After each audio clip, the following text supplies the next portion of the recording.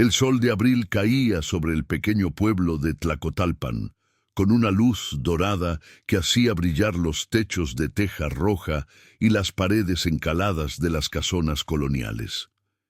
Era una tarde tranquila de 1888 y en la pequeña casa al final de la calle de las Flores, Clara Alvarado terminaba de bordar los últimos detalles de un mantel de altar encargado por la iglesia de Nuestra Señora de la Purificación.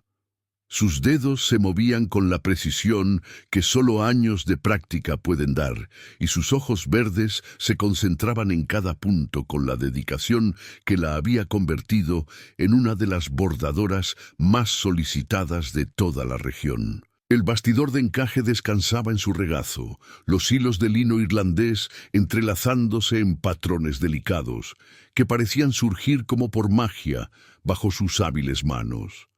Clara tenía 23 años y un semblante de rasgos delicados, enmarcado por cabello castaño ondulado que llevaba recogido en un chongo sencillo, sujeto con peinetas de carey que habían sido de su madre.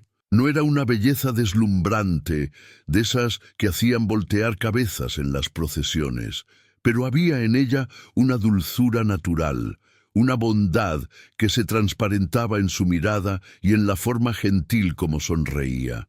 Su piel clara, ligeramente rosada por el calor de la tarde veracruzana, contrastaba con el vestido azul marino de algodón que usaba, sencillo, pero impecablemente limpio y bien cuidado. Era huérfana desde los 15 años, cuando la fiebre amarilla había devastado la región, llevándose a sus padres con pocos días de diferencia.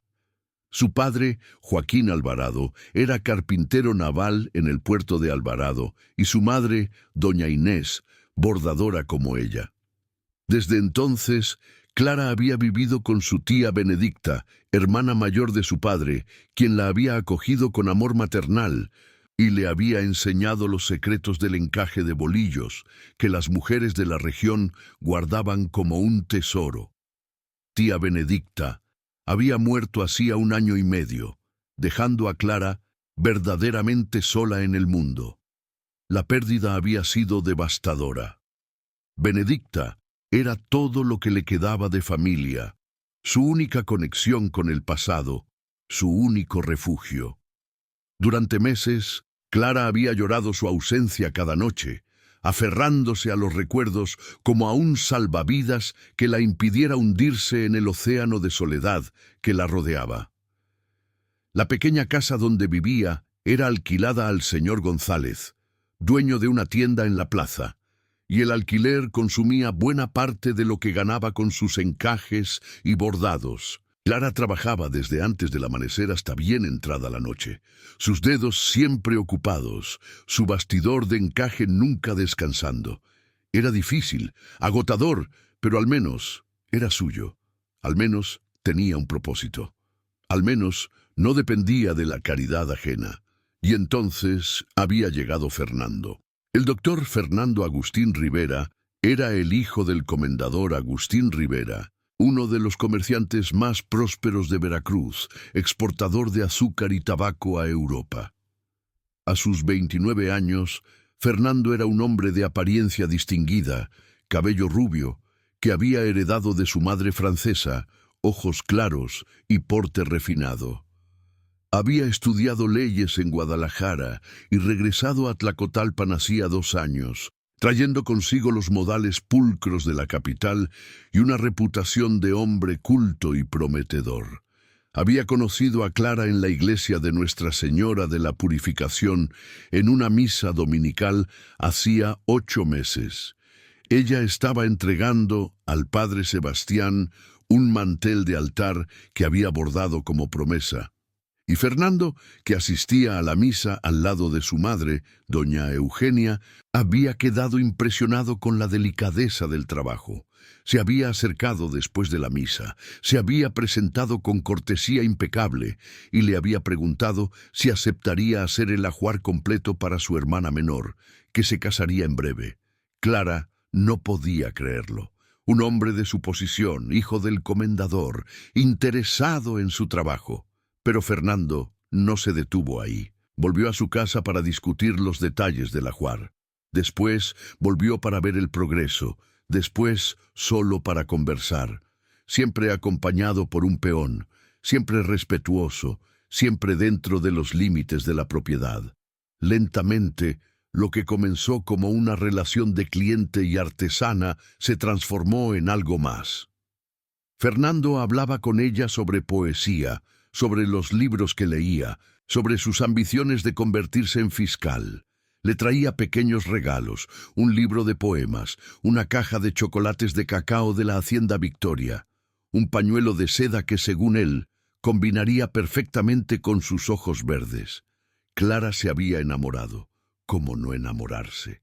Fernando representaba todo lo que ella había perdido: seguridad, compañía, la promesa de no estar más sola. Representaba un futuro que iba más allá de la soledad de su pequeña casa, más allá de las noches interminables de trabajo, más allá de la incertidumbre de cada mes al intentar juntar dinero suficiente para el alquiler. Cuando Fernando le había pedido matrimonio 6 meses atrás, en una tarde lluviosa de octubre, Clara había llorado de alegría.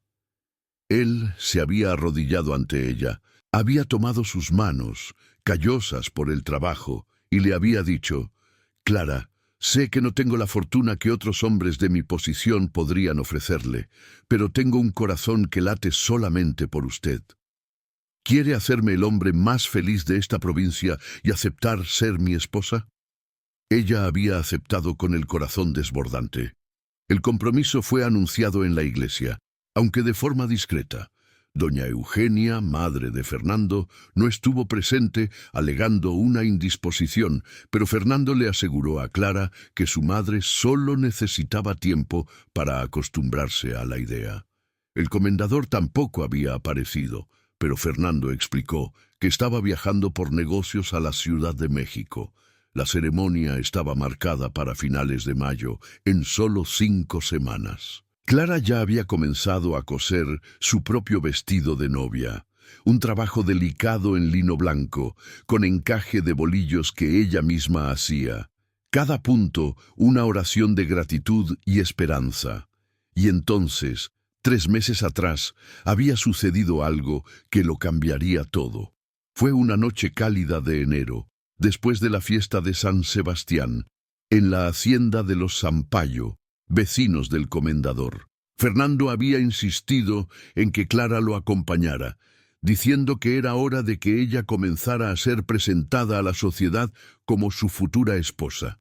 La fiesta había sido magnífica, con farolillos japoneses iluminando los jardines, músicos tocando sones y valses, mesas repletas de manjares, tamales, mole, flanes, churros. Clara se había sentido fuera de lugar entre las damas con vestidos de seda francesa y joyas relucientes, pero Fernando permaneció a su lado toda la noche, atento y orgulloso.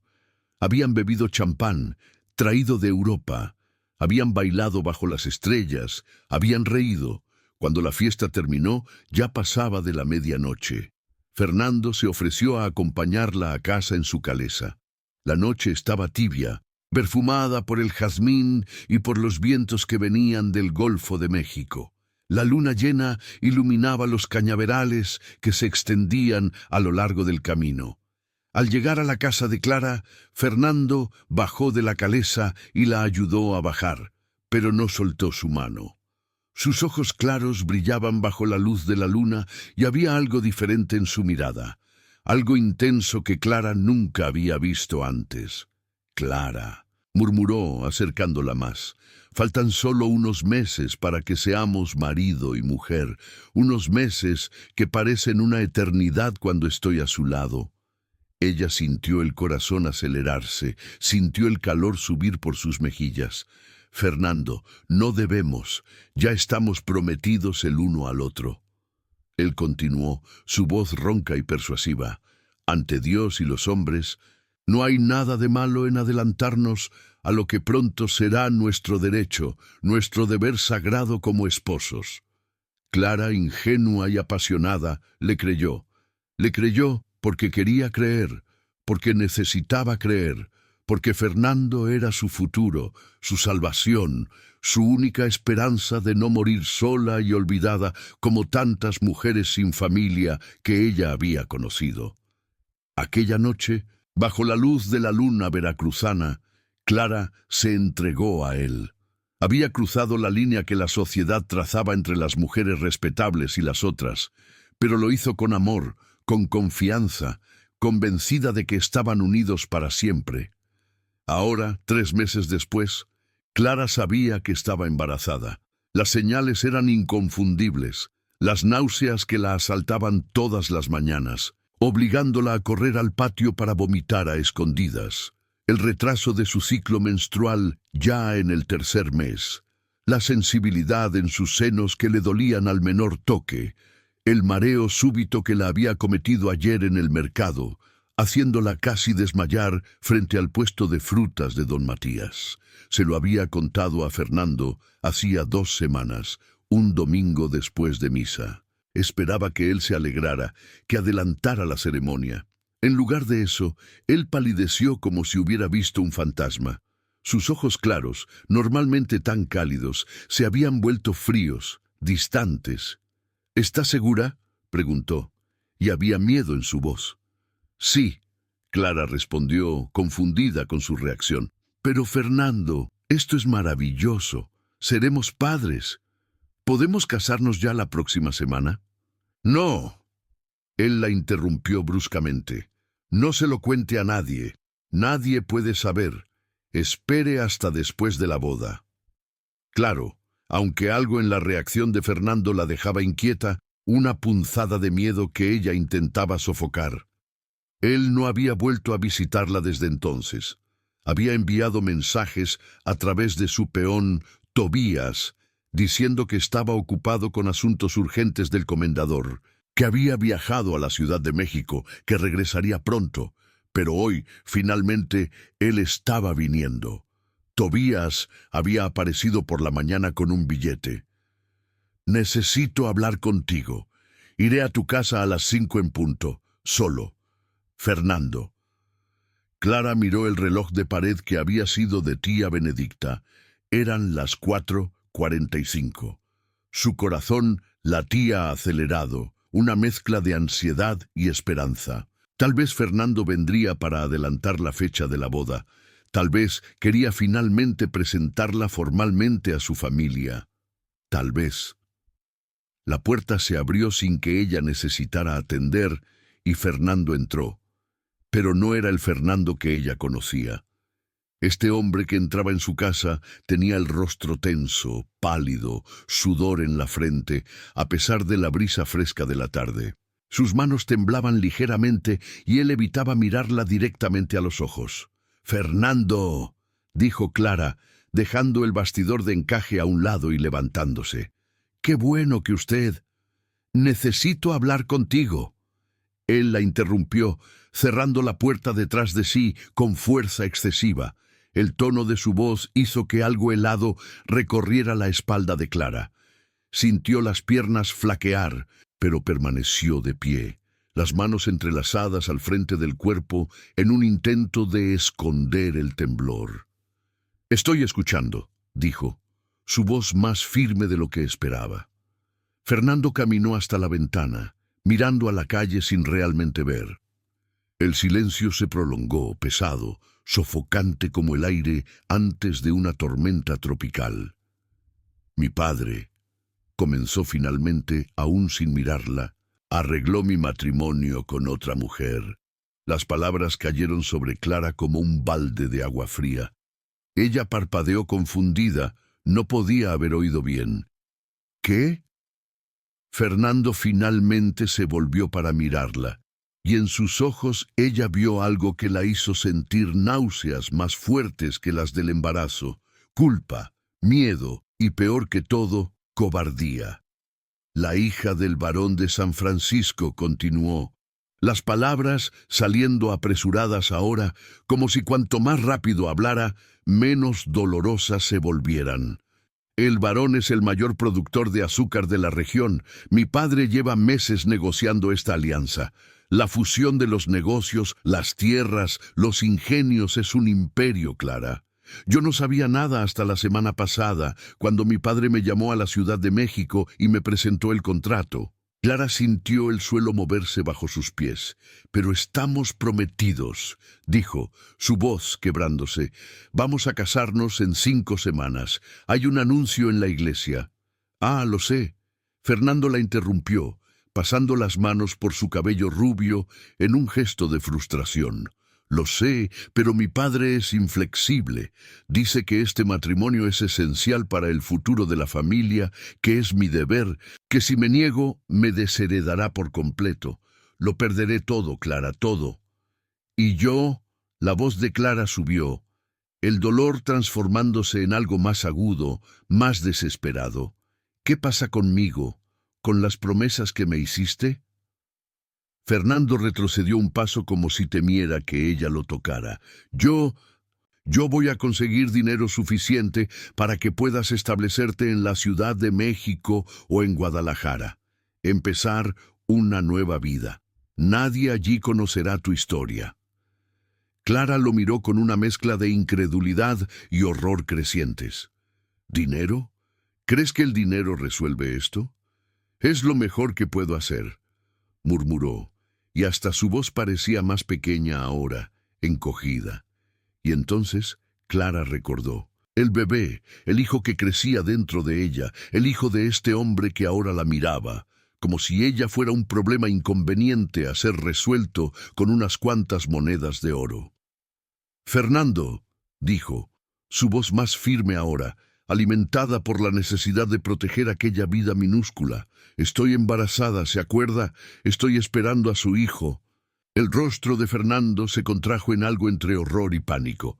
Dio un paso más hacia atrás, como si ella fuera contagiosa. «No puedes tener ese bebé». Las palabras flotaron en el aire, obscenas en su crueldad casual. «¿Qué?», Clara susurró. «Necesitas deshacerte de él», Fernando dijo, su voz baja, pero firme ahora, tomando una decisión.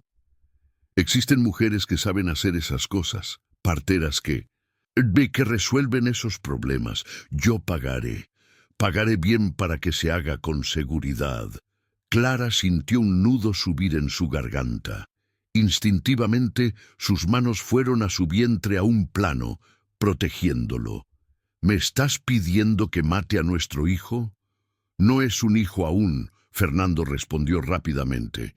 Es solo un problema que puede resolverse. Clara, sé sensata. ¿Cómo vas a criar a un niño sola, sin marido, sin familia, sin medios?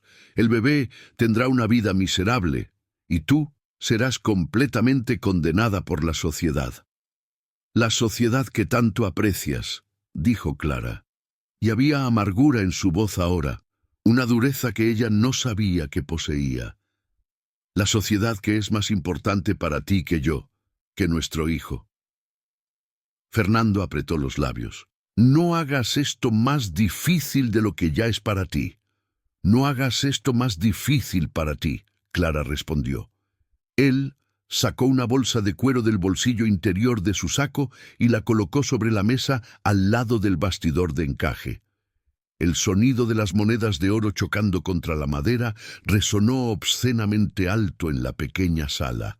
«Hay oro suficiente aquí para que vivas cómodamente por 1 año», dijo. «Tal vez 2, si eres cuidadosa. Úsalo para pagar por la solución, y luego úsalo para empezar de nuevo en otro lugar donde nadie te conozca». Clara miró la bolsa como si fuera una serpiente venenosa. «¡Sal de mi casa!». Fernando parpadeó sorprendido. «Clara, sé razonable». «Sal», ella gritó, y la fuerza en su voz lo hizo retroceder. «Sal de mi casa ahora, antes de que olvide que fui criada para ser una dama, y te arroje esta bolsa a la cara». Fernando la miró por un largo momento, y Clara vio pasar en sus ojos un destello de algo que podría haber sido arrepentimiento. Pero entonces endureció la expresión. Tomó la bolsa de la mesa, la dejó caer al suelo a sus pies y salió sin mirar atrás. La puerta se cerró y Clara se quedó sola. Por un largo momento, ella solo se quedó de pie, mirando fijamente la puerta cerrada, incapaz de procesar lo que acababa de suceder. Entonces sus piernas cedieron y ella cayó de rodillas en el suelo de tablas, un sollozo rasgando su garganta. Lloró. Lloró como no lloraba desde la muerte de tía Benedicta. Lloró por la ingenuidad que la había hecho creer que un hombre como Fernando Rivera pudiera realmente amarla.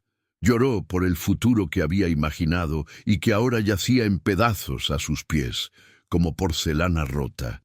Lloró por la criatura inocente que crecía en su vientre, ya condenada por la sociedad antes incluso de nacer. Cuando las lágrimas finalmente cesaron, la noche había caído sobre Tlacotalpan. Clara se quedó sentada en el suelo, abrazando sus rodillas, mirando la bolsa de oro que Fernando había dejado. Podía oírla, las monedas tintineando suavemente cada vez que la brisa de la noche entraba por la ventana. El precio de su silencio, el precio de su dolor, el precio de una vida. Ella pensó en la sugerencia de Fernando, en las mujeres que sabían hacer esas cosas. Conocía a una, de hecho, tía Eduarda, que vivía a la orilla del río, en una cabaña aislada. Decían que tenía conocimiento de hierbas, de tés, que podían resolver problemas de jóvenes en apuros. Pero mientras Clara pensaba en eso, sus manos inconscientemente se movieron para cubrir su vientre. Dentro de ella, tan pequeño que aún no podía ser visto, había una vida, su hijo, parte de ella. ¿Cómo podría? No. No importaba lo que Fernando dijera, no importaba lo que la sociedad pensara. Ella no haría eso, no podía. Lentamente, Clara se levantó. Sus ojos cayeron sobre el bastidor de encaje, sobre el mantel de altar, que estaba casi terminado. ¿Cuánto tiempo aún tendría antes de que su barriga comenzara a notarse? ¿2 meses? 3. Necesitaba trabajar, necesitaba ahorrar cada centavo, porque cuando la verdad se volviera imposible de esconder, lo perdería todo. En los días que siguieron, Clara intentó mantener una apariencia de normalidad. Se despertaba antes del amanecer, trabajaba en sus encajes, entregaba encargos, pero ya podía sentir los cambios, las miradas sospechosas de doña Mariquina, su vecina, cuando vomitaba en el patio por la mañana, las miradas especulativas de algunas damas en la iglesia el domingo. Y entonces, 2 semanas después de la conversación con Fernando, la bomba estalló. Doña Elia, la bordadora viuda que había sido amiga de tía Benedicta y la única verdadera amiga que Clara tenía, apareció en su puerta una mañana de sábado, el rostro grave. «Clara», dijo, sin preámbulos, «necesito contarte algo. Es sobre Fernando Rivera». El estómago de Clara se contrajo. «¿Qué pasó?» «Se casó ayer en la Ciudad de México con la hija del barón de San Francisco. Fue una ceremonia enorme en la Catedral Metropolitana con el arzobispo y toda la alta sociedad capitalina. Y ya lo están diciendo, Clara. Están diciendo que intentaste forzarlo a un matrimonio usando artimañas, que cuando no lo lograste, esparciste mentiras sobre él». Clara sintió que el mundo giraba. Fernando no solo la había abandonado, estaba destruyendo su reputación, asegurando que nadie creyera su versión de la historia. «Hay más». Doña Eulalia continuó, tomando las manos de Clara. «El padre Sebastián anunció ayer después de misa que tu compromiso con Fernando fue disuelto por incompatibilidad de circunstancias y pidió que los fieles rezaran por tu redención de caminos equivocados». Clara cerró los ojos. La iglesia, el padre Sebastián, a quien conocía desde niña, que la había bautizado a ella y a sus padres, hasta él se había vuelto contra ella. «Hay una cosa más», dijo doña Eulalia, y su voz estaba llena de dolor. «El señor González pasó por aquí antes. Dijo que te está desalojando. Te dio una semana para desocupar la casa. Dijo que no puede mantener en sus propiedades a alguien de moral cuestionable». Fue el golpe final. Clara sintió sus rodillas ceder, pero doña Eulalia la sostuvo. «Ven conmigo», la mujer mayor dijo firmemente. «Ven a quedarte en mi casa. No es grande, pero hay espacio para ti». Clara quería agradecer, quería aceptar, pero las palabras no salían. Solo asintió con la cabeza, lágrimas silenciosas rodando por sus mejillas. Aquella semana, Clara se mudó a la pequeña casa de doña Eulalia, llevando solo su bastidor de encaje, algunas ropas y las pocas pertenencias que había heredado de su familia. La bolsa de oro de Fernando permaneció escondida bajo una tabla suelta del suelo de su antigua casa. Ella no quería ese dinero, no quería nada que viniera de él, pero el cambio de casa no detuvo los rumores. Se esparcieron por el pueblo como fuego en cañaveral seco. Clara, la bordadora huérfana que había seducido al doctor Fernando Rivera, hijo del comendador, intentando atraparlo en un matrimonio. Clara, que había inventado mentiras cuando él, hombre honrado que era, percibió su verdadera naturaleza y terminó el compromiso. Los encargos se secaron. Las damas de la sociedad, que antes encargaban sus ajuares y manteles, ahora cruzaban la calle cuando la veían. En la iglesia, el domingo siguiente, un círculo de vacío se formó a su alrededor en la banca. Nadie se sentaba cerca de ella, nadie la saludaba. Después de la misa, cuando Clara se acercó para hablar con el padre Sebastián sobre un mantel de altar que él había encargado, el padre la miró con frialdad. «Señorita Alvarado», dijo, su voz resonando en el atrio de la iglesia, «sería más apropiado que usted buscara primero la penitencia por sus pecados antes de buscar trabajo en la casa de Dios. La iglesia no necesita más de sus servicios». Fue como una bofetada en la cara. Clara sintió a todas las personas alrededor mirando, susurrando, juzgando. Sintió la vergüenza quemar sus mejillas, bajar por su cuello. Pero más fuerte que la vergüenza era la rabia, una rabia justa que burbujeaba en su pecho. «Mis pecados, padre», se oyó decir. Su voz temblaba, pero era clara. El pecado de creer en las promesas de un hombre, el pecado de amar a alguien que juró amarme de vuelta. El padre Sebastián frunció el ceño. «Usted olvida su lugar. Váyase ahora, antes de que tenga que pedir que la retiren».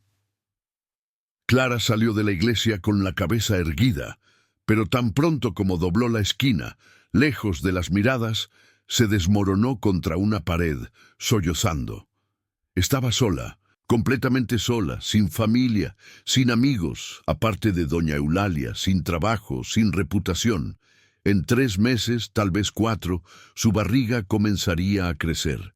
Y entonces, hasta doña Eulalia, por más bondadosa que fuera, tendría que pedirle que se fuera para proteger su propia reputación.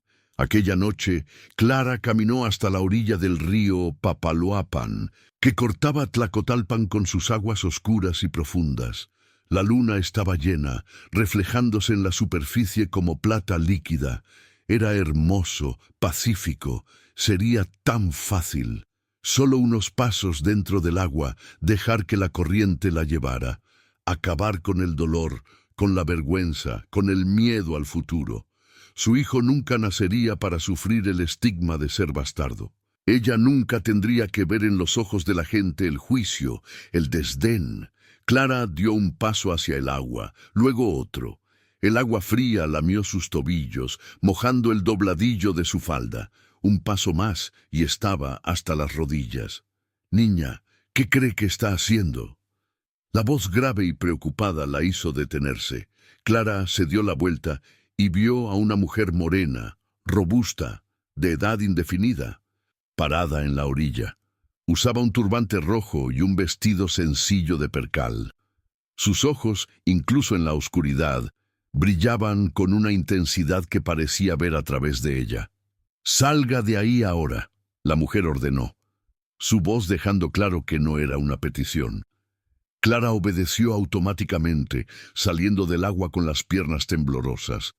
La mujer la observó, luego suspiró profundamente. Soy doña Josefa, se presentó, y usted debe ser la muchacha de quien todos están hablando, Clara Alvarado. Clara asintió con la cabeza, incapaz de hablar. Venga, Josefa dijo tomando su brazo con sorprendente firmeza. Voy a hacerle un té y usted me va a contar todo y luego veremos qué se puede hacer. Y así, en la pequeña cabaña de doña Josefa, antigua peona que ahora se ganaba la vida como cocinera y dulcera, Clara contó todo. Habló por primera vez sobre Fernando, sobre las promesas, sobre la noche de enero, sobre el bebé, sobre el abandono. Doña Josefa escuchó todo en silencio, sus ojos sabios nunca dejando el rostro de Clara. Cuando ella terminó, la mujer mayor suspiró. «Ese muchacho de cabello rubio tendrá lo que se merece tarde o temprano», dijo. «Lo que hacemos de malo vuelve a nosotros, siempre vuelve. Pero ahora lo que importa es usted y esa criatura. ¿Tiene dinero?» Clara dudó, luego asintió que sí. «Hay una bolsa que él dejó, pero yo no quiero esa porquería». Doña Josefa la interrumpió. «Es lo mínimo que él debía hacer. Usted va a necesitar ese dinero. Pero no puede quedarse aquí, niña.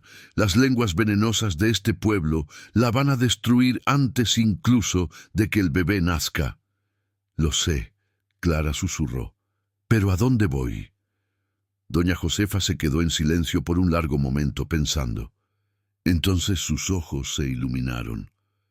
«Hay un lugar», dijo lentamente, «más hacia el interior. La hacienda San Teodoro pertenece al coronel Teodoro Vázquez de Alburquerque.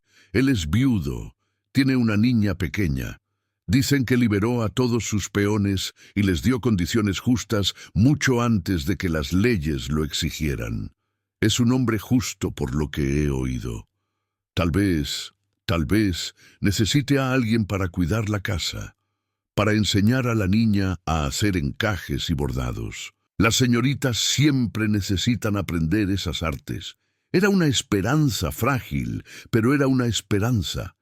Clara se aferró a ella como un náufrago a un pedazo de madera. «¿Cree que él me aceptaría?», preguntó. «Sabiendo de mi situación». «Los hombres del interior no le dan tanta importancia a los chismes del pueblo», dijo doña Josefa. «Y si usted es presentada por alguien de confianza, déjelo en mis manos. Tengo una prima que trabaja allí en la cocina. Le mandaré una carta con usted». En los 3 días siguientes, Clara se preparó, reunió sus pocas pertenencias, se despidió de doña Eulalia con promesas de escribir, fue a buscar la maldita bolsa de oro que Fernando había dejado. Y una mañana de mayo, con 7 meses de embarazo aún no visible bajo sus ropas holgadas, Clara Alvarado subió a una carreta que la llevaría por el interior de Veracruz hacia la hacienda San Teodoro, hacia lo desconocido, hacia, aunque ella aún no lo sabía, el hombre que cambiaría su vida para siempre.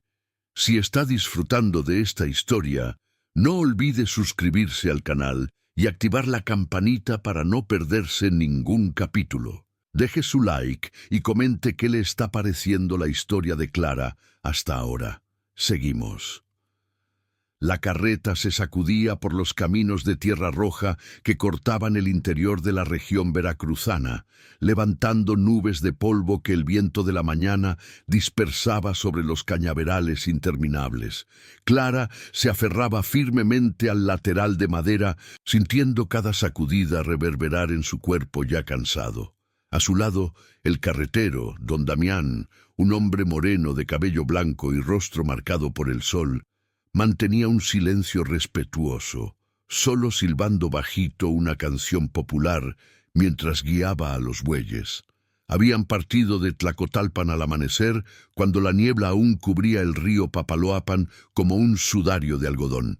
Ahora, 2 horas después, el sol ya quemaba alto en el cielo azul intenso, sin una nube siquiera para ofrecer alivio. Mayo era así en la región, cálido, seco, polvoriento, esperando las lluvias de junio que traerían vida nueva a los cañaverales. Clara se ajustó el chal sobre los hombros, más por hábito que por necesidad, en el calor escaldante. Llevaba consigo solo un hato de ropas, su precioso bastidor de encaje, cuidadosamente envuelto en paño de algodón, y la carta de recomendación de doña Josefa para su prima, tía Rosa, que trabajaba en la hacienda San Teodoro. La bolsa de oro de Fernando estaba escondida en una bolsita de cuero atada a su cintura bajo las capas de faldas. Eran 30 monedas de oro. El precio de Judas, pensó Clara amargamente al contarlas. A medida que se alejaban de Tlacotalpan, Clara sentía un mixto de alivio y terror.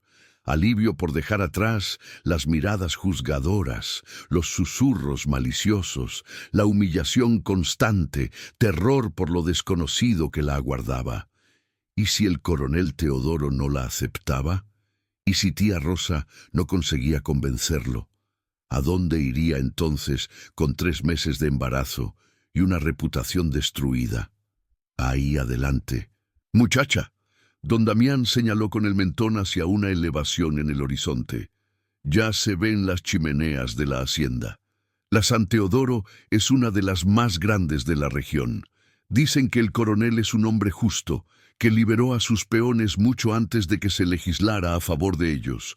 Cosa rara por estas tierras». Clara asintió, intentando ver a través del polvo. Poco a poco, conforme se aproximaban, el paisaje se reveló. La hacienda San Teodoro era de hecho impresionante.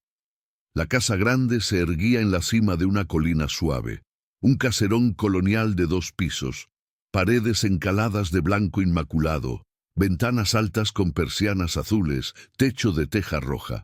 Un amplio corredor rodeaba toda la parte frontal de la construcción, sostenido por gruesas columnas de piedra. Alrededor del caserón se extendía un complejo impresionante, un trapiche de vapor con su chimenea de ladrillos, la casa de purga, donde el azúcar era refinado, los depósitos, la capilla con su torre campanario, las antiguas barracas ahora transformadas en casas para los trabajadores libres, y más allá, hasta donde la vista alcanzaba, los cañaverales ondulando bajo el viento como un mar verde dorado. Pero lo que más llamó la atención de Clara fue el jardín. Incluso de lejos podía ver la profusión de colores, hibiscos rojos, jazmines blancos, rosales que ciertamente habían sido traídos de Europa, palmeras reales bordeando la alameda de entrada. Alguien cuidaba de aquel jardín con amor. Alguien que, a pesar de vivir en una hacienda, valoraba la belleza. El coronel mandó plantar todo este jardín después de que la esposa murió. Don Damián comentó como si leyera sus pensamientos. Dicen que era el lugar favorito de doña Amelia, que Dios la tenga. Murió de tuberculosis, la pobre, hace ya 3 años. El coronel nunca más fue el mismo. La carreta siguió por la alameda de entrada, flanqueada por las palmeras reales, que se erguían como centinelas verdes. Los trabajadores en los cañaverales alrededor se detenían para observar el paso, rostros morenos y mestizos brillando de sudor bajo el sol inclemente. Clara notó que todos parecían bien alimentados, sus ropas remendadas pero limpias, tan diferente de las historias que oía sobre otros ingenios, donde los antiguos peones trabajaban en condiciones apenas marginalmente mejores que en la época de la peonía. La carreta se detuvo frente a una escalinata de piedra que llevaba al corredor principal. Clara bajó con ayuda de don Damián, sus piernas temblorosas después de horas de viaje. Apenas había recuperado el equilibrio cuando una puerta lateral se abrió y una mujer morena, alta y robusta, de edad que podría ser 50 o 70 años, emergió secándose las manos en un delantal blanco. «Doña Josefa mandó avisar que usted venía», la mujer dijo sin preámbulos, sus ojos examinando a Clara de arriba abajo, con la precisión de quien evalúa mercancía en el mercado. «Soy Rosa, cocinera de aquí, prima de Josefa». «Mucho gusto, doña Rosa». Clara hizo una reverencia respetuosa. «Soy Clara Alvarado. Su prima fue muy bondadosa al...» «Lo sé todo». Rosa la interrumpió, no descortésmente, pero de forma que dejaba claro que no había tiempo para formalidades excesivas. Josefa me escribió: sé de su situación, sé del muchacho de cabello rubio que le prometió matrimonio y luego huyó como rata. Sé del bebé que usted carga. Clara sintió la sangre drenar de su rostro. Yo... Calma, niña. Rosa dijo, su voz suavizándose un poco. No estoy juzgando. Ya he visto muchas cosas en esta vida, cosas peores que una muchacha engañada por un hombre sin palabra, pero necesito que entienda una cosa. El coronel no sabe. Nadie aquí sabe por ahora. No tengo intención de mentir, Clara dijo rápidamente. Si el coronel pregunta... Él no va a preguntar, Rosa dijo firmemente. Los hombres nunca preguntan esas cosas. Lo que necesitamos es encontrar una posición para usted aquí, algo que justifique su presencia. ¿Usted sabe hacer encajes, bordados? Sí, señora. Aprendí con mi tía, que aprendió con mujeres de la región. Rosa asintió satisfecha.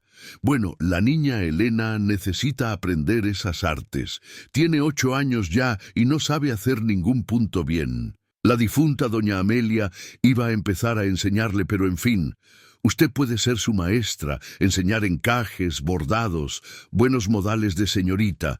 A cambio, tiene casa, comida y un pequeño salario.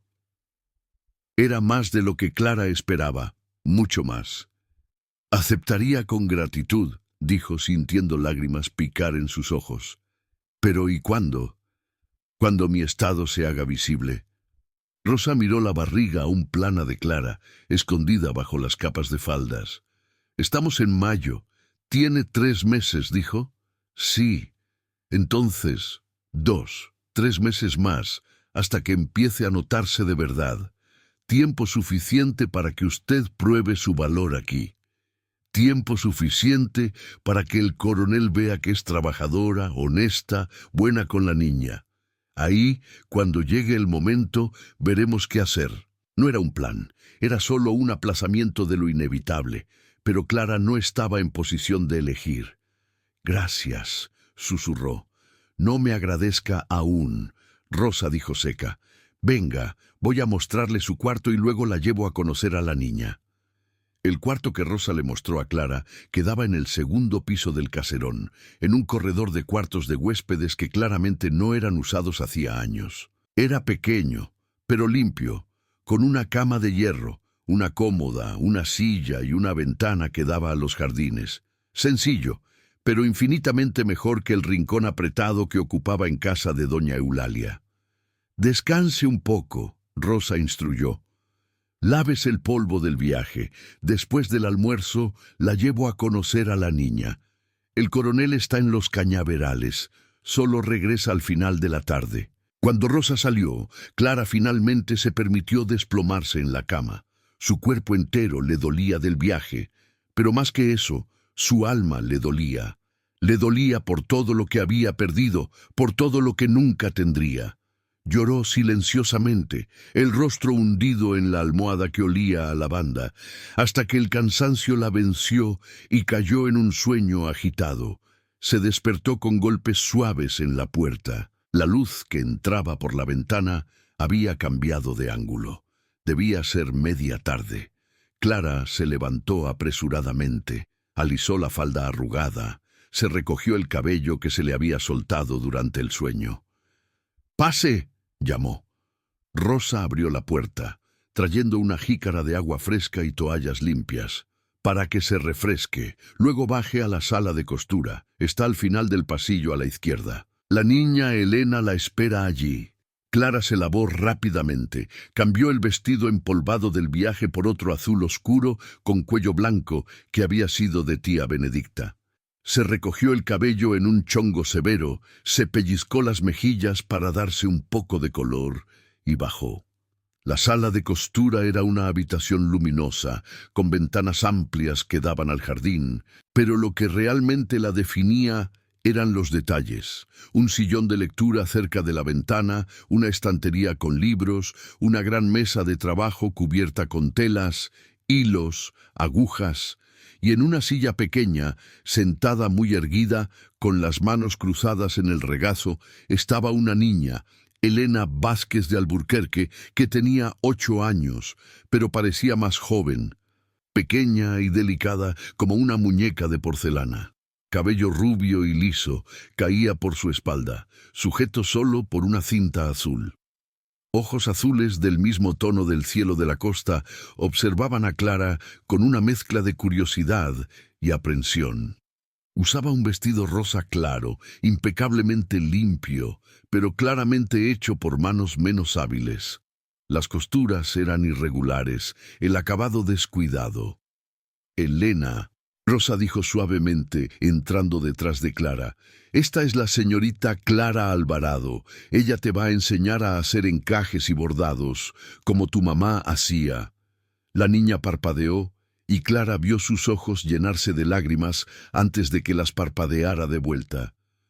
«¿Como mamá?», repitió. Su voz tan suave que apenas se oía. Clara sintió su corazón oprimirse. Reconocía aquel dolor en los ojos de la niña, el dolor de la pérdida, de la ausencia que nunca se llena por completo. Ella misma conocía bien aquel dolor. «Sí», Clara dijo, arrodillándose para quedar a la altura de los ojos de la niña. «He oído decir que su mamá era muy talentosa con la aguja. ¿Le gustaría aprender? Así, usted puede hacer cosas bonitas como ella hacía». Elena la estudió por un largo momento. Aquellos ojos azules, pareciendo ver mucho más allá de la superficie. Entonces, lentamente asintió que sí. «Bueno, Clarita, entonces vamos a empezar. ¿Trajo su bastidor de encaje?». La niña pareció confusa. «¿Qué es eso?». Clara sintió un apretón. Doña Amelia no había tenido tiempo de enseñar a su hija antes de morir. «Es una almohada especial que usamos para hacer encajes. Pero no se preocupe. Le enseñaré todo desde el principio. Hoy, ¿qué tal si empezamos con algo más sencillo, un bordado básico?». En las horas que siguieron, Clara le enseñó a Elena los puntos básicos de bordado. La niña era atenta, concentrada, sus dedos pequeños luchando para dominar la aguja. Cometía errores, se frustraba, pero no se rendía, y lentamente, muy lentamente, comenzó a hablar. Habló sobre su madre, sobre cómo ella solía coser en aquella misma sala cantando bajito, sobre cómo su padre se había quedado silencioso después de la muerte de ella, cómo él trabajaba del amanecer al anochecer en los cañaverales, cómo parecía estar siempre ausente, incluso cuando presente, sobre lo solitaria que era en aquella casa grande, con solo Rosa y los otros empleados como compañía.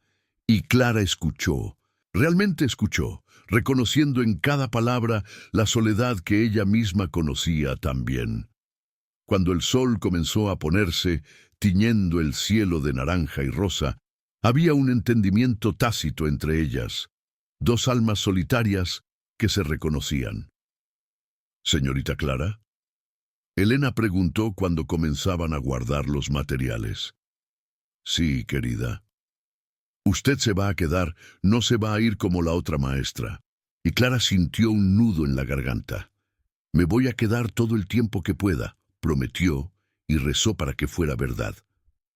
Fue entonces cuando oyeron pasos pesados en el corredor, pasos de botas masculinas, firmes, decididos. Elena se irguió inmediatamente, sus manos yendo nerviosamente a alisar la falda. «Es papá», susurró. La puerta se abrió y, por primera vez, Clara vio al coronel Teodoro Vázquez de Alburquerque. Era alto, debía medir más de 6 pies, con hombros anchos de quien trabaja la tierra. A pesar de sus 42 años, se mantenía esbelto y fuerte, cabello oscuro con hebras plateadas en las sienes, corto y ligeramente despeinado. Ojos castaño oscuro, profundos, que transmitían inteligencia y algo más. Cansancio, tal vez tristeza antigua. Usaba ropa de trabajo, pantalones de mezclilla, camisa blanca con mangas arremangadas, mostrando antebrazos musculosos bronceados por el sol, botas de cuero gastadas. No era guapo en el sentido convencional, pero había algo en su presencia que atraía la atención. Porte aristocrático, pero sin arrogancia, autoridad natural, pero templada con algo que parecía bondad. Sus ojos fueron primero para su hija. «Elena», dijo, y su voz era grave, educada, pero había en ella una distancia que Clara percibió que la niña también sentía por el modo como ella se encogió ligeramente. «¿Papá?», Elena respondió bajito. Solo entonces los ojos del coronel se volvieron hacia Clara. Ella se levantó rápidamente, alisando la falda en un gesto nervioso. «Señor», hizo una reverencia. Rosa apareció en la puerta como si hubiera estado esperando afuera. «Coronel, esta es la señorita Clara Alvarado, la bordadora que le comenté ayer, ¿se acuerda? Para enseñar a la niña». Los ojos de Teodoro estudiaron a Clara por un momento que pareció extenderse por una eternidad. Ella se forzó a mantener la mirada firme, a no demostrar el nerviosismo que le roía el estómago. «Señorita Alvarado», dijo finalmente inclinando la cabeza en una cortesía formal, «Rosa mencionó que usted viene de Tlacotalpan, ¿verdad?» «Sí, señor, y tengo experiencia con la enseñanza». Clara dudó solo una fracción de segundo. «Enseñé a algunas niñas en Tlacotalpan, señor, encajes de bolillos, bordados finos, trabajos en lino». No era exactamente mentira. Ella había enseñado a la hija de doña Eulalia algunos puntos básicos. Teodoro asintió lentamente. «Elena», se dirigió a su hija, «¿qué opina de la señorita Clara?» La niña parpadeó, claramente sorprendida de que su opinión fuera solicitada. «Ella es amable, papá, y sabe mucho de bordados». Ella dudó. Luego continuó en un torrente de palabras. «Y ella no grita cuando me equivoco, ni se impacienta como la otra maestra. Y ella dice que voy a aprender a hacer encajes como mamá hacía». «Entiendo». Teodoro la interrumpió suavemente y había el fantasma de una sonrisa en sus labios. Luego miró a Clara nuevamente. «Parece que usted causó buena impresión, señorita Alvarado. ¿Rosa ya le explicó los términos?» «Sí, señor». «Entonces, bienvenida a la Hacienda San Teodoro. Espero que su estancia sea provechosa». Era una formalidad, Clara lo sabía, pero había en ellas una cortesía genuina que la sorprendió. Él no hizo preguntas invasivas sobre su pasado, no cuestionó por qué una bordadora de Tlacotalpan vendría a trabajar en una hacienda aislada. Simplemente aceptó su presencia basado en la recomendación de Rosa y en la aprobación de su hija. «Gracias, señor», Clara dijo. El alivio en su voz era genuino. Teodoro asintió brevemente y salió, sus pasos pesados resonando por el corredor. Pero antes de salir completamente, Clara lo oyó decir algo a Rosa en el corredor. Su voz baja, pero aún audible. «Ella parece muy joven y frágil. Asegúrate de que no trabaje demasiado y que se alimente adecuadamente». Palabras simples, pero que revelaban una bondad que Clara no esperaba encontrar. No después de Fernando, no después de toda la crueldad que había experimentado. Aquella noche, durante la cena servida en la cocina, el coronel cenaba solo en el comedor formal. Clara conoció al resto del pequeño equipo de la hacienda. Además de Rosa, estaba Benedicto, el mayordomo, un hombre mestizo de 40 años, músculos marcados por el trabajo pesado que administraba a los trabajadores en los cañaverales. Estaba Joaquina, joven morena de 16 años, que ayudaba en la limpieza de la casa. Y estaba José del Carmen, viejo moreno de cabello blanco, que cuidaba de los caballos y del mantenimiento general. Todos la trataron con cortesía cautelosa, curiosos sobre la muchacha blanca de Tlacotalpan, que había venido a enseñar a la niña. Clara respondió a las preguntas que le hacían sobre su pueblo, sobre su trabajo con encajes, pero desvió hábilmente cualquier cosa más personal. Solo Rosa, cuando las ayudaba a lavar los platos después de la cena, dijo bajito: «Usted lo hizo bien hoy, a la niña le gustó y el coronel». Bueno, él es un hombre de pocas palabras, pero cuando dice que confía en alguien, es verdad. Él no confía en mí, Clara corrigió suavemente. Apenas me conoce. No, Rosa estuvo de acuerdo. Pero él confía en mí, y yo confío en mi prima, y Josefa confía en usted. Es una cadena, ¿entiende? Aquí en la hacienda, la confianza funciona así. Clara sintió el peso de la responsabilidad. No podía decepcionar a aquella gente. No podía demostrar que la confianza depositada en ella era equivocada. Los días que siguieron establecieron una rutina. Clara se despertaba con el canto de los gallos, cuando el cielo aún estaba teñido de rosa. Tomaba café en la cocina con Rosa, café fuerte y oscuro, tortillas de maíz con coco, frutas cosechadas del huerto. Luego subía a la sala de costura donde Elena la esperaba, siempre puntual, siempre ansiosa por aprender. Las mañanas eran dedicadas a las lecciones. Clara le enseñó a Elena primero los puntos básicos de bordado: punto lleno, punto atrás, punto de tallo. La niña absorbía todo como una esponja seca absorbe agua, sus dedos pequeños ganando destreza cada día, y mientras bordaban, conversaban. Elena hablaba sobre su madre, sobre las historias que ella contaba, sobre cómo cantaba mientras cosía. Hablaba sobre su padre, sobre cómo él había cambiado después de la muerte de doña Amelia, volviéndose más silencioso, más distante. A veces, la niña confesó una mañana: «Siento que él se olvidó de mí, que está tan ocupado con el trabajo que no se da cuenta de que estoy aquí». Clara sintió el corazón oprimirse. «Él no se olvidó de usted, querida. Pero el dolor de perder a alguien que amamos a veces hace que las personas se cierren. Es su manera de proteger el corazón». «¿Es así como se siente usted?», Elena preguntó con la franqueza de los niños. «¿Usted también perdió a alguien que amaba?». Clara dudó, luego asintió lentamente. «Sí, perdí a mis padres cuando era mayor que tú, pero aún joven.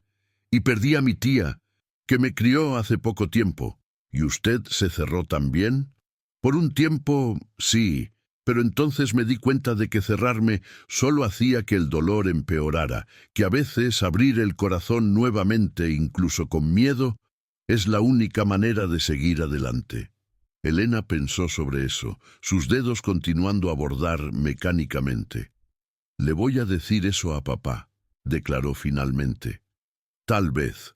Clara sugirió suavemente: «Usted pueda solo mostrárselo. A veces las acciones hablan más alto que las palabras». En las tardes, cuando el calor se volvía insoportable, hacían una pausa. Elena iba a descansar en su cuarto y Clara trabajaba en sus propios encajes, pues Rosa le había dado permiso para aceptar encargos particulares y quedarse con el dinero. Algunas de las haciendas vecinas, al saber que había una bordadora talentosa en la San Teodoro, comenzaron a encargar manteles de altar, ajuares, manteles de mesa.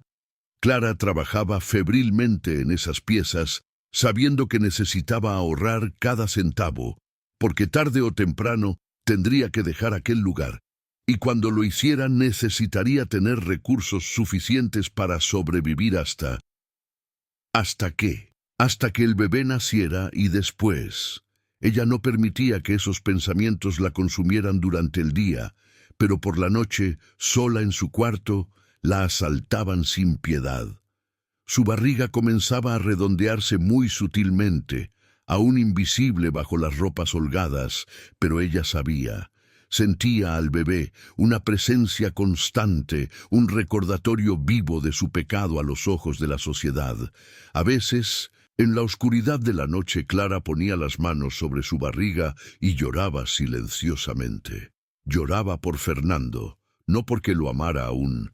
Aquel amor había muerto la noche en que él la abandonó, sino por todo lo que él había representado: seguridad, futuro, un lugar en la sociedad.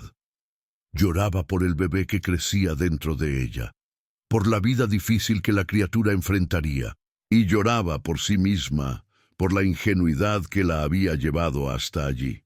Por la mañana se secaba las lágrimas, se vestía, se recogía el cabello y bajaba para otro día de trabajo, otro día de fingir que todo estaba bien, otro día de vivir una mentira por omisión. Fue una tarde de finales de mayo, 3 semanas después de su llegada a la hacienda, que todo casi se desmoronó. Clara estaba en la sala de costura con Elena, enseñándole a hacer encajes de bolillos por primera vez. La niña estaba fascinada, observando cómo los bolillos danzaban entre los dedos de Clara, los hilos entrelazándose en patrones delicados. «Es como magia», Elena susurró maravillada. Clara rió. «No es magia, querida, es práctica. Años y años de práctica. Pero vas a aprender. Ya lo estás haciendo también con los bordados». Fue entonces cuando oyeron voces abajo, voces femeninas, agudas, aristocráticas. Rosa apareció en la puerta, el rostro tenso. «Visitas. La esposa del coronel Leocadio Sampaio y su hija quieren conocer a la nueva maestra de la niña». Clara sintió el estómago hundirse. Visitas de la sociedad. Damas que harían preguntas, que la examinarían, que podrían reconocerla si tuvieran conexiones en Tlacotalpan, pero no había elección. Negarse a recibirlas sería una ofensa grave. «Voy a bajar», dijo, alisando su falda, verificando si el cabello estaba en su lugar. En la sala de visitas, 2 mujeres esperaban. Doña Margarita Sampaio era una señora de unos 50 años, robusta, vestida con seda gris oscura, apropiada para una viuda. Clara, después, sabría que ella había perdido un hijo años atrás y aún guardaba luto. Tenía un rostro bondadoso, ojos castaños inteligentes y un porte que hablaba de años de experiencia, manejando una gran propiedad. Su hija, Carolina, era algunos años mayor que Clara, tal vez 26 o 27. Bonita de una forma convencional, cabello negro recogido en trenzas elaboradas, vestido verde esmeralda, que ciertamente había venido de la Ciudad de México o incluso de Europa. Sus ojos, sin embargo, eran fríos, calculadores, examinando a Clara de la cabeza a los pies con el tipo de mirada que evalúa y juzga en segundos. «Señorita Alvarado». Doña Margarita se levantó extendiendo la mano. «Qué placer conocerla finalmente. Rosa nos habló de usted». Clara hizo una reverencia respetuosa. «El placer es mío, señora, señorita Carolina». La joven dijo con un mínimo asentimiento de cabeza, apenas tocando los dedos de Clara cuando ella extendió la mano. Se sentaron y Rosa sirvió café y galletas de canela. La conversación comenzó de forma cortés. Preguntas sobre cómo Clara se estaba adaptando a la hacienda, cómo Elena progresaba en las lecciones. Pero entonces Carolina, con la sutileza de una serpiente a punto de atacar, preguntó: «¿Y de dónde dijo que venía, señorita Alvarado? ¿Tlacotalpan?» «Sí, señorita. Interesante. Tengo primas allí. ¿Las hermanas Tellez las conoce?» Clara sintió el sudor frío correr por su espalda. Las hermanas Tellez eran justamente aquellas que habían liderado el ostracismo contra ella en la iglesia. «Las conozco de vista, señorita. Tlacotalpan no es un pueblo grande. ¿Y su familia? Mis padres fallecidos, señorita, hace años. ¡Qué tragedia!». Doña Margarita intervino y había genuina compasión en su voz. «¿Y no tiene otros parientes?» «No, señora, solo estábamos mi tía y yo, que también falleció recientemente». «Entonces debe haber sido muy difícil para usted», la señora dijo suavemente, «quedarse completamente sola». Había algo en el tono de doña Margarita que hizo que Clara la mirara más atentamente, y en la mirada que la mujer mayor le dirigió, Clara vio comprensión. No juicio, sino comprensión, como si ella supiera, o al menos sospechara, que había más en la historia de Clara de lo que se estaba diciendo. Fue difícil, sí señora, Clara admitió bajito.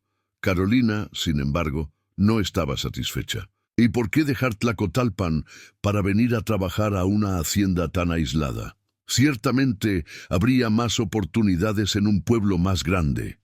La trampa estaba armada. Si Clara decía que quería huir de rumores, estaría admitiendo que había rumores. Si decía que necesitaba el trabajo, sonaría sospechoso. ¿Por qué una bordadora talentosa necesitaría ir tan lejos? Fue doña Margarita quien la salvó. Carolina, qué pregunta tan indiscreta. La señorita Alvarado no debe satisfacciones de sus elecciones de vida a nadie. Si ella eligió venir a trabajar aquí, ciertamente tuvo sus razones, y esas razones son asunto de ella. Carolina se puso roja, pero retrocedió. Claro, mamá, no quise ofender. El resto de la visita transcurrió sin incidentes, aunque Clara sentía los ojos de Carolina sobre ella, especulativos, sospechosos. Cuando las señoras finalmente partieron, Clara subió a su cuarto y se permitió temblar.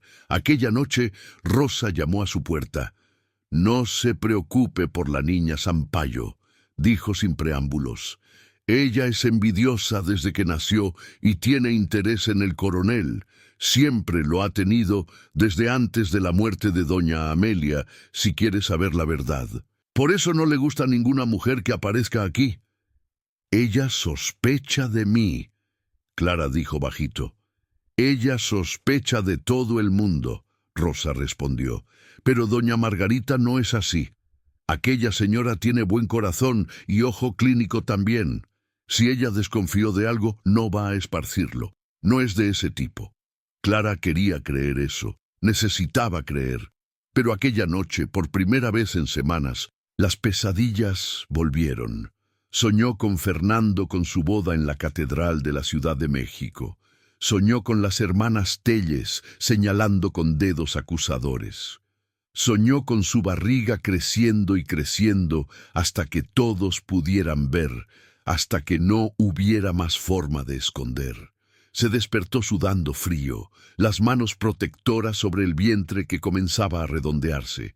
¿Cuánto tiempo más tendría? Junio estaba llegando. Julio vendría enseguida. En agosto ciertamente no conseguiría más esconder. ¿Y entonces qué? Clara no tenía respuesta. Solo el miedo constante y corrosivo de que todo lo que había logrado construir allí, la frágil seguridad, la amistad de Elena, el respeto de los empleados, sería destruido cuando la verdad saliera a la luz. Porque la verdad siempre sale a la luz. Era solo cuestión de tiempo. Junio llegó a la región, trayendo consigo las primeras lluvias de la estación. Eran lluvias tropicales, violentas y súbitas, que caían del cielo gris como cortinas de agua, empapando los cañaverales y transformando los caminos de tierra en ríos de lodo rojo. Y luego pasaban tan rápidamente como venían, dejando el aire perfumado y lavado, el sol rompiendo entre las nubes dispersas, como si nada hubiera sucedido. Clara llevaba 6 semanas en la hacienda San Teodoro, y en aquel tiempo había sucedido algo que ella no esperaba. Había comenzado a sentirse en casa. Era extraño, casi perturbador, cómo aquel lugar, tan diferente de todo lo que había conocido en Tlacotalpan, se había convertido en su refugio. Tal vez fuera la rutina reconfortante. Despertar con el canto de los gallos, tomar café con Rosa en la cocina aromática, subir a la sala de costura donde Elena la esperaba con ansiedad apenas contenida. Las tardes tranquilas, trabajando en sus encajes, mientras oía el zumbido distante del trapiche de vapor, o tal vez fueran las personas. Rosa con su sabiduría práctica y su protección discreta. Benedicto, que siempre la saludaba con respeto cuando la veía en los jardines. Joaquina, que había comenzado a pedirle consejos sobre bordados para su propio ajuar. La niña estaba prometida a un muchacho de una hacienda vecina. Y Elena. ¡Ah! Elena. La niña había florecido en las últimas semanas como una flor que finalmente recibe sol después de larga sombra. Sus ojos azules, antes tan tristes, ahora brillaban con curiosidad y alegría. Ella reía, un sonido cristalino y puro que resonaba por la casa grande, haciendo hasta a Rosa sonreír. Y hablaba incesantemente, compensando años de silencio, contando historias, haciendo preguntas, compartiendo sueños. Cuando sea grande, había declarado una mañana, mientras luchaba con un punto particularmente difícil. Quiero hacer encajes tan bonitos como los suyos, señorita Clara, y voy a hacer un vestido entero de encaje para mi boda como las princesas de Europa. Clara había reído, pero su risa tenía un toque de melancolía, porque sabía que no estaría allí para ver a Elena crecer, para verla convertirse en la joven dama que prometía ser. En pocas semanas, tal vez 2 meses como máximo, su barriga estaría demasiado grande para esconder y entonces tendría que partir. El embarazo avanzaba inexorablemente. Clara estaba ahora con 4 meses y medio. Su cintura se había engrosado lo suficiente para que ella tuviera que ajustar sus faldas, soltando costuras y añadiendo paneles de tela. Sus senos estaban más grandes, más sensibles, y por la mañana las náuseas aún la asaltaban ocasionalmente, aunque no tan violentamente como antes. Ella había comenzado a sentir al bebé moverse, pequeños temblores al principio, como mariposas batiendo alas dentro de ella. Ahora eran patadas definitivas, principalmente por la noche cuando se acostaba, una vida creciendo, floreciendo, completamente ajena al escándalo que su existencia causaría. Clara mantenía sus ropas cada vez más holgadas, usaba chales incluso en el calor y rezaba para que nadie lo notara. Rosa sabía, claro, y Clara sospechaba que doña Josefa, en sus cartas ocasionales, mantenía a Rosa informada sobre cuánto tiempo Clara aún podría mantener el secreto. Pero los otros, el coronel Teodoro Vázquez de Alburquerque, permanecía un enigma para Clara. En las 6 semanas que había estado allí, ella lo había visto solo en momentos breves y formales. Él trabajaba en los cañaverales desde el amanecer hasta el anochecer, supervisando personalmente la cosecha, verificando la calidad del azúcar en la casa de purga, negociando con compradores que venían de la Ciudad de México. Cuando estaba en casa, cenaba solo en su escritorio, revisando libros de contabilidad, escribiendo cartas comerciales. Raramente veía a Elena, solo para desearle buenas noches cuando la niña ya estaba en camisón, lista para dormir. Y en esos momentos, Clara veía el dolor en sus ojos, la manera como él miraba a su hija, como si viera a través de ella a alguien que ya no estaba allí. Él se parece tanto a mamá. Elena había susurrado una noche después de que su padre saliera de su cuarto. Papá dice que tiene los ojos de ella, el cabello de ella. Cree que por eso él no consigue mirarme mucho tiempo, porque le duele demasiado. Clara había abrazado a la niña sin palabras para confortar aquel dolor tan profundo y tan injusto. Pero en las últimas semanas, algo había comenzado a cambiar. Pequeñas cosas, casi imperceptibles. Teodoro había comenzado a cenar en el comedor en lugar de encerrarse en el escritorio. No hablaba mucho, pero estaba presente, y a veces Clara lo veía parado en la puerta de la sala de costura, observando a Elena trabajar en sus bordados, una mirada indescifrable, normalmente austera. Una vez había entrado en la sala cuando Elena estaba mostrando orgullosamente a Clara una toalla de mano que había terminado. Su primer trabajo completo. «¡Papá, mira!», la niña exclamó. «La hice sola. Bueno, casi sola. La señorita Clara me ayudó con las esquinas, pero el resto fue todo yo. Teodoro tomó la toalla, examinando los puntos cuidadosamente. Está muy bien hecho, había dicho finalmente, y había sorpresa genuina en su voz. Tu madre estaría orgullosa. Elena brilló como el sol, y Clara, observando la escena, sintió algo oprimirse en su pecho. Aquel hombre amaba a su hija desesperadamente. Eso era obvio en cada mirada, en cada palabra cuidadosa. Pero el dolor de la pérdida lo había cerrado, lo había transformado en una versión disminuida de sí mismo. No era diferente de Elena, percibió Clara. Padre e hija, ambos presos en prisiones separadas de luto, incapaces de alcanzar el uno al otro a través de las rejas de su dolor.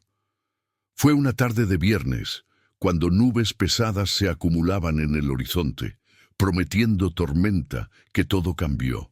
Clara estaba en la sala de costura con Elena, trabajando en un mantel de altar encargado por la capilla de la hacienda. La niña estaba del otro lado de la mesa practicando encaje de bolillos. Sus dedos aún eran torpes con los bolillos, pero ella persistía con determinación admirable. «Señorita Clara», Elena preguntó de repente, «¿usted ya amó a alguien?» La pregunta tomó a Clara desprevenida. Ella miró a la niña, vio sus ojos azules fijos en ella con curiosidad inocente. «¿Por qué pregunta eso, querida?» Elena se encogió de hombros. Rosa le estaba contando a Joaquina ayer que su novio Bastián vino a pedir su mano a su padre y ellas estaban hablando sobre amor, sobre cómo saber cuándo es amor verdadero, y yo me quedé pensando, ¿cómo es que uno sabe? Clara posó su bastidor de encaje, considerando cuidadosamente sus palabras. «Yo pensé que sabía», dijo finalmente. «Pensé que amaba a alguien, pero descubrí que lo que sentía era más necesidad que amor. Necesidad de no estar sola, de tener a alguien. No es lo mismo. Y el amor verdadero, ¿cómo es el amor verdadero?» Clara dijo lentamente, «es cuando quieres el bien de la persona, incluso si eso no te incluye a ti. Es cuando aceptas a la persona con todos sus defectos. Es cuando...» Ella dudó. «Es cuando eliges amar todos los días, incluso cuando es difícil». «Como papá y mamá», Elena dijo con convicción. «Rosa dice que ellos se amaban mucho, que papá nunca miró a otra mujer después de que conoció a mamá. Debe haber sido un amor muy especial. Es por eso que él está tan triste». La niña continuó, su voz volviéndose pequeña. «Porque el amor verdadero no desaparece solo porque la persona muere. Y a veces yo me enojo con mamá por haberse ido y haber dejado a papá tan solo. Pero entonces me siento mal por estar enojada, porque ella no eligió morir, ¿verdad?» Clara se levantó y fue hasta Elena, arrodillándose al lado de su silla. «No, querida, tu madre no eligió. Y tú tienes todo el derecho de sentir enojo y tristeza, y cualquier cosa que sientas. Pero ¿sabes lo que yo creo? Creo que tu madre estaría triste de verlos a ti y a tu padre tan cerrados en el dolor. Creo que a ella le gustaría que ustedes vivieran, que fueran felices, que se amaran el uno al otro». Elena abrazó a Clara repentinamente con fuerza. «Te quiero, señorita Clara», susurró. «Usted me hace recordarla a ella, ¿sabía? No en la forma de parecer, sino en la forma de hacerme sentir segura». Clara sintió lágrimas quemar en sus ojos. Abrazó a la niña de vuelta, inhalando el olor a jabón de rosas en su cabello rubio. «Yo también te quiero, Elena», susurró de vuelta, «más de lo que te imaginas». Y era verdad. En 6 semanas. Aquella niña había llenado un espacio en el corazón de Clara que ella ni siquiera sabía que existía. Elena no era hija de ella, nunca lo sería, pero el amor que sentía era tan real, tan profundo, como cualquier amor maternal podría ser. Fue en ese momento que la tormenta llegó. Comenzó con un viento súbito que hizo batir las ventanas y volar las cortinas.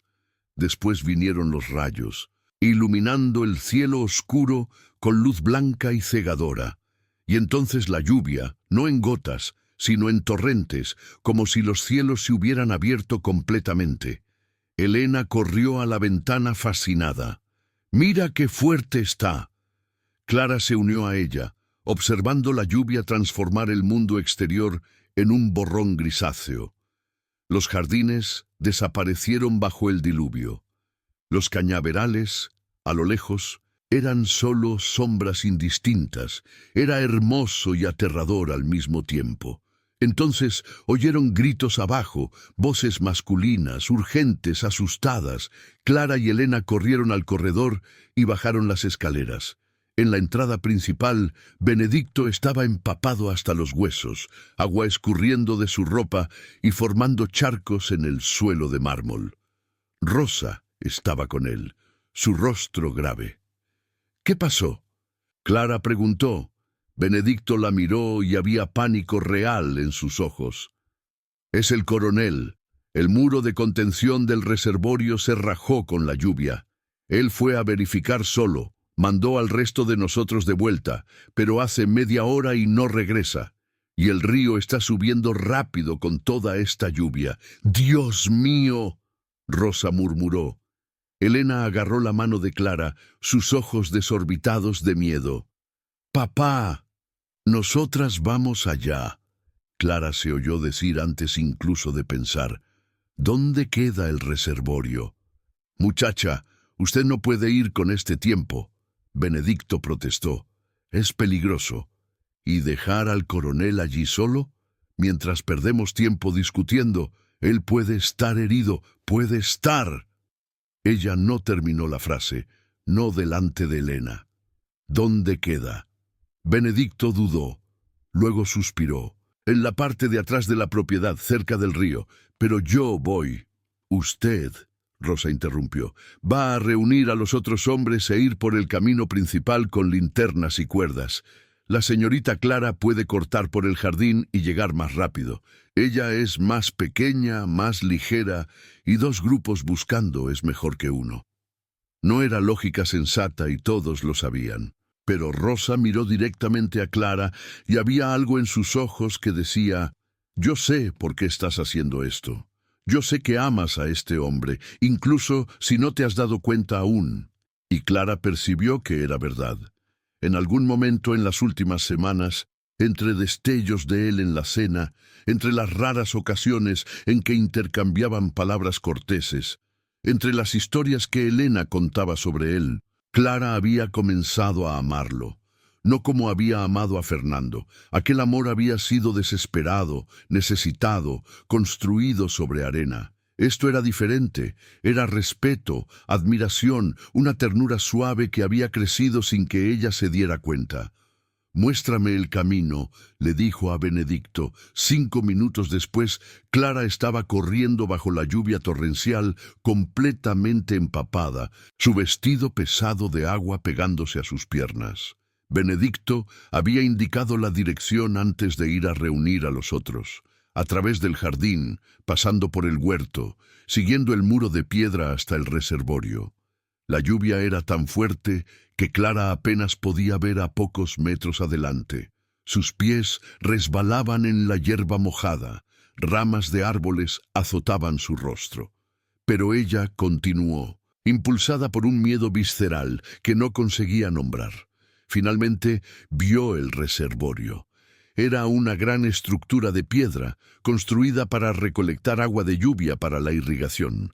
Y sí, una larga grieta corría por el muro de contención, agua brotando a través de él como de una herida abierta.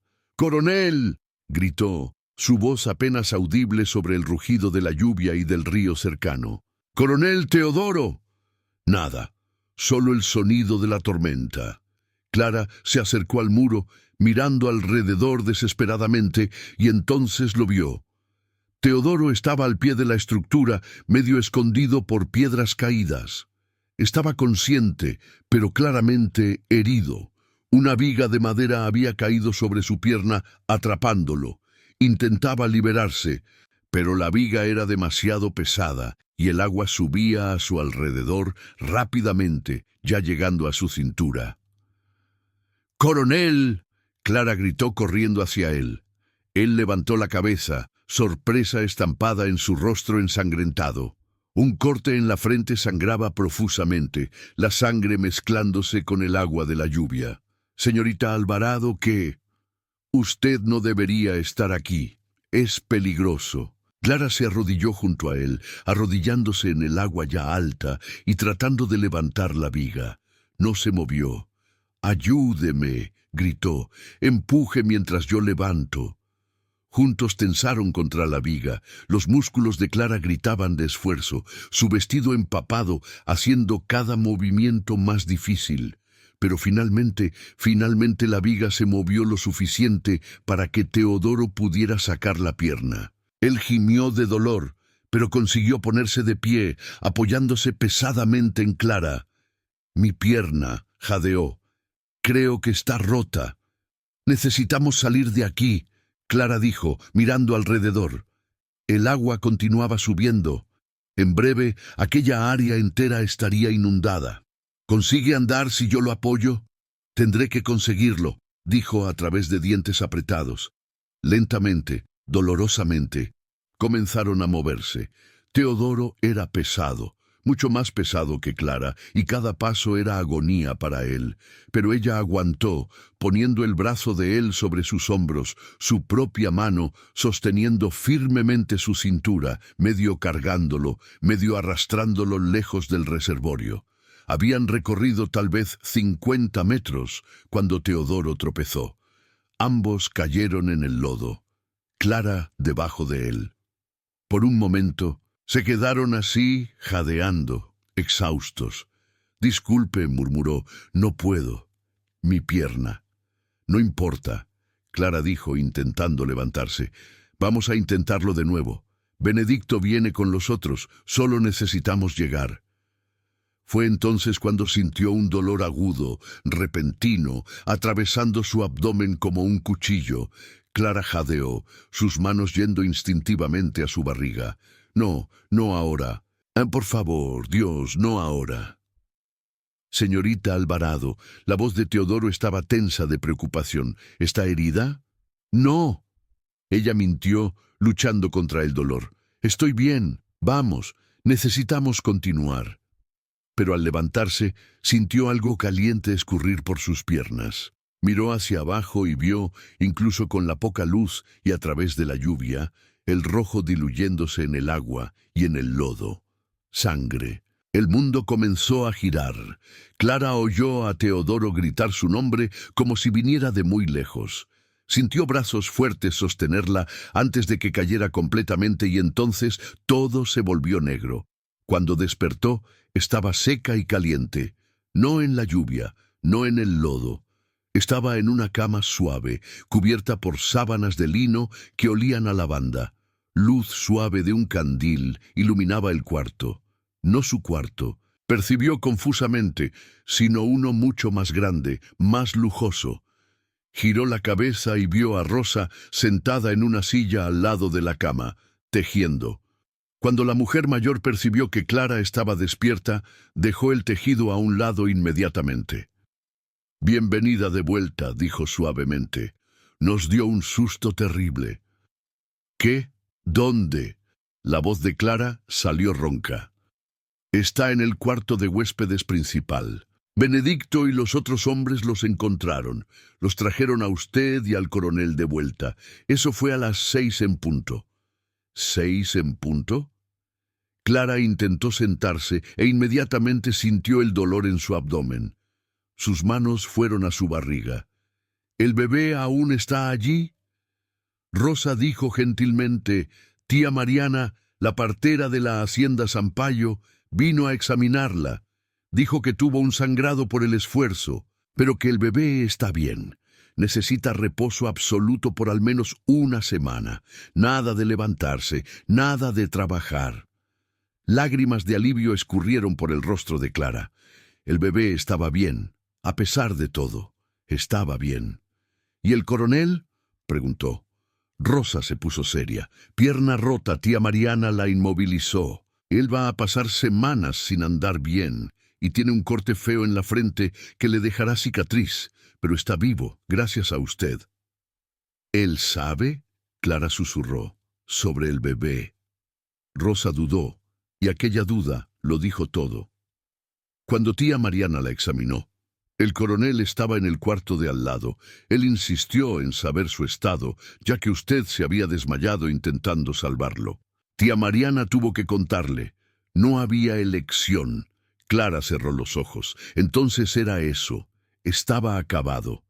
Tan pronto como pudiera andar, tendría que partir, dejar a Elena, dejar este lugar que se había convertido en su hogar, dejar. Él quiere hablar con usted, Rosa dijo. Cuando esté lista, dijo que es importante. Yo sé lo que él va a decir, Clara murmuró. Que necesito irme, que una mujer en mi condición no puede quedarse aquí, no puede enseñar a su hija. Tal vez, Rosa dijo, pero había algo en su voz que Clara no conseguía descifrar. O tal vez no. El coronel es un hombre justo, y usted le salvó la vida, niña. Eso cuenta para algo. 2 días pasaron antes de que Clara estuviera lo suficientemente fuerte para recibir visitas, además de Rosa. Elena venía a la puerta 3 veces al día, pero Rosa no la dejaba entrar, diciendo que Clara necesitaba descansar. Clara podía oír la voz de la niña, ansiosa, preocupada, implorando para ver a su maestra. Le partía el corazón a Clara no poder confortarla. En la 3ª mañana Rosa entró con un vestido limpio. Arréglese, dijo, el coronel viene a verla dentro de 1 hora. Clara sintió el estómago oprimirse de nerviosismo, pero se dejó, dejando que Rosa la ayudara a vestirse, peinar sus cabellos, volverse presentable. Cuando Teodoro entró, cojeando pesadamente, apoyado en muletas que Benedicto había improvisado, Clara estaba sentada en un sillón cerca de la ventana, las manos cruzadas en el regazo para esconder el temblor. Él parecía exhausto, círculos oscuros bajo los ojos, una venda blanca en la frente, donde el corte había sido, pero estaba limpio, afeitado, vestido apropiadamente, a pesar de la pierna vendada. Se sentó con dificultad en la silla opuesta a la de ella, las muletas apoyadas contra la pared. Por un largo momento solo se miraron. Fue Teodoro quien habló primero. «Usted salvó mi vida», dijo sin preámbulos. Arriesgó la suya propia y la de él. Él dudó. «La de la criatura que lleva para salvarme. ¿Por qué?» Clara no esperaba la pregunta. «Yo no lo pensé, señor. Solo sabía que necesitaba ayudar». Rosa me contó. Él continuó como si ella no hubiera hablado. Contó sobre Tlacotalpan, sobre el hombre que le prometió matrimonio y luego la abandonó cuando descubrió que estaba embarazada, sobre cómo la sociedad le dio la espalda, sobre cómo perdió todo. La vergüenza quemó el rostro de Clara. Ella bajó los ojos, incapaz de soportar su mirada. «Señorita Alvarado, Clara, míreme, por favor». Reluctantemente, ella levantó los ojos. «No hay vergüenza en lo que le pasó a usted», Teodoro dijo firmemente. «La vergüenza es toda del hombre que la engañó, que rompió sus promesas. Usted fue víctima, no pecadora». Lágrimas quemaron los ojos de Clara. «La sociedad no lo ve así, señor». «Yo no soy la sociedad», dijo. Y entonces, para la completa sorpresa de Clara, él se inclinó hacia adelante, ignorando el dolor obvio que el movimiento causaba. «Clara, en las últimas semanas la he observado con mi hija. Vi cómo ella floreció bajo sus cuidados, cómo volvió a sonreír, a reír. La vi transformar a una niña triste y cerrada en la criatura alegre que ella debería ser, y anteayer la vi arriesgar su vida y la de su bebé para salvar la mía». Hizo una pausa, pareciendo elegir cuidadosamente sus próximas palabras. «Soy viudo hace 3 años. En ese tiempo me convertí en una sombra de quien era. Trabajaba para no pensar, para no sentir. Descuidé a mi hija porque verla me dolía demasiado. Ella se parece tanto a su madre, pero usted me mostró que aún hay vida por vivir, que aún hay alegría por encontrar, incluso en medio del dolor. Clara no sabía a dónde iba aquello, pero su corazón latía tan fuerte que ella tenía la certeza de que él podía oírlo.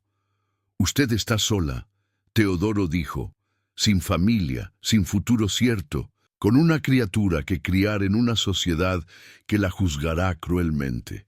Yo estoy solo también, ahogándome en luto y trabajo con una hija que necesita una madre.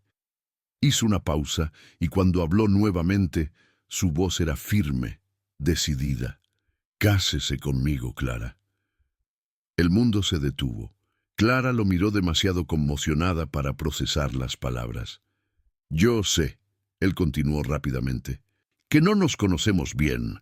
Yo sé que usted no me ama. ¿Cómo podría? Pero puedo ofrecerle lo que necesita: protección, respetabilidad, un hogar para usted y su bebé. Y usted puede ofrecerme lo que necesito: una madre para Elena, compañía, un propósito más allá del trabajo. Señor, Clara comenzó, pero las palabras se perdieron. Piense en ello, dijo, levantándose con esfuerzo. No necesita responder ahora. Pero Clara, entienda, no es caridad, es una propuesta mutuamente beneficiosa. Usted me salvó.